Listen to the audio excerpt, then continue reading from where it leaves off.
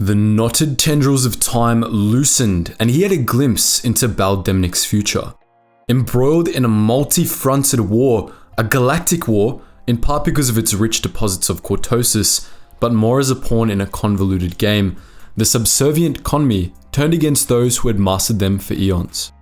This was a vision that came to Darth Plagueis as the title of Dark Lord of the Sith passed to him and the balance of galactic power began to shift.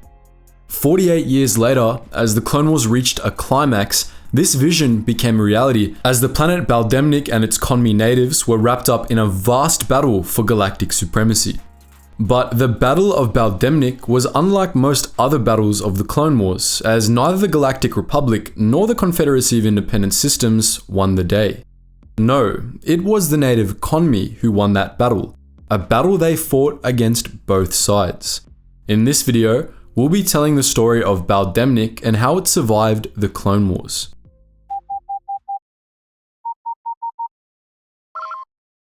Attention, Sergeant on deck! Bal'demnic was a rather insignificant world in the Outer Rim's Aural sector, far removed from the core worlds. Visually speaking, it was a beautiful world, mostly covered by vast azure oceans. What landmasses it had were rugged and strewn with stunning canyons and cliffs. But the beauty of Bal'demnic was somewhat spoiled for outsiders by its suboptimal climate. The planet was almost scorching hot for most of the year, with an unpleasant atmosphere, regular seismic events, and fearsome storms. This planet was the home of the reptilian Kon'me, a species of hunchbacked, broad-shouldered lizard folk. Their society was starkly divided between two castes, an upper and a lower caste.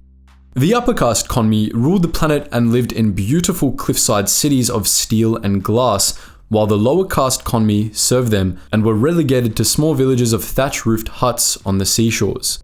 The Kon'me were deeply distrusting of outsiders and resented alien interference on their planet, choosing to remain as isolated as possible from the galaxy at large. But the Kon'me were never able to completely cut themselves off from the greater galaxy.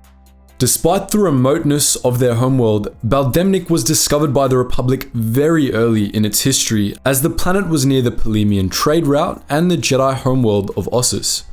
Bal'demnic was incorporated into the Republic, something the Kon'me grudgingly accepted, so long as the Republic didn't interfere in their affairs. For most of galactic history, the Kon'me were left well enough alone, but as you can imagine, this didn't last. That was because, unbeknownst to the Kon'me, their homeworld cliffs were rich in cortosis. Cortosis was a rare metal that was found on a number of worlds across the galaxy.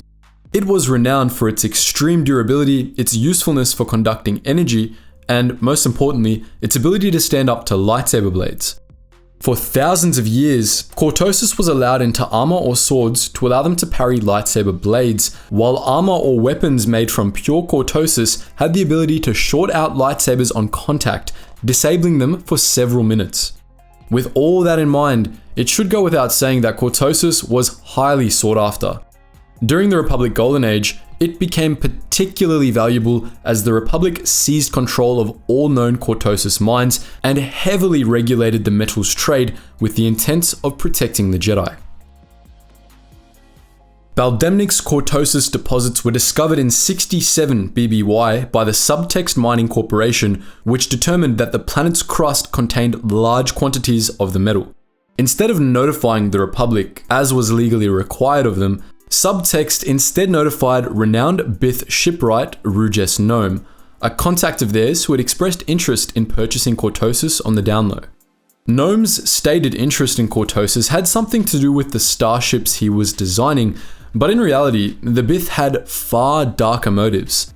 Secretly, Ruges Nome was Darth Tenebrous, then the reigning Dark Lord of the Sith. As soon as he caught wind of Bal'demnic's cortosis deposits, he and his apprentice, Darth Plagueis, travelled to the planet to investigate. Tenebrous saw their visit to the cortosis mines of Bal'demnic as the closing of the circle of the Rule of Two, a sign that the Sith Grand Plan was about to come to fruition. 1,000 years prior, Darth Bane had made his start on the path to the dark side in a cortosis mine on Apatros, and now that the order Bane began was stronger than ever, the Sith had returned to a similar mine. Tenebrous took this to mean that great changes were on the horizon. However, he failed to foresee that the first of these changes would be his death. While the Sith Lords examined the mine, an equipment malfunction occurred, causing an explosion that partially collapsed the place. In the midst of the chaos, Darth Plagueis took advantage of the situation to kill Tenebrous, usurping the title of Dark Lord of the Sith. He left Bal'demnic soon after, intent on preparing the final stage of the Sith Grand Plan, though not before he had a vision of the future, foreseeing a great battle that would be fought over Bal'demnic's cortosis. Upon returning home to Munilinst, Plagueis, in his day-to-day guise as Higo Damask, a powerful figure in the intergalactic banking clan, ordered future IGBC chairman Lash Hill to purchase mining rights to as much of Bal'demnic as he could. Hill complied, and over the course of the next few decades, secret cortosis mining operations were set up all over Bal'demnic. Though the mines were nominally overseen by Lash Hill and then his son San Hill, in truth they were under Sith control. Plagueis and his apprentice Darth Sidious received many shipments of cortosis from Bal'demnic, which they put to use arming some of their agents. During the 33 BBY Yinchori uprising, for example, Sidious equipped his Yinchori agents with cortosis equipment, which they used to attack the Jedi Temple. During the Clone Wars, the intergalactic banking clan joined the Confederacy of Independent Systems and took its cortosis mines on Bal'demnic with it. Bal'demnic as a whole fell within Separatist space and treated the Confederacy much as it had treated the Republic. It accepted the Confederacy's nominal rule so long as it didn't interfere in Kon'me affairs. But as the Clone Wars dragged on, the Confederacy began to interfere in local affairs anyway.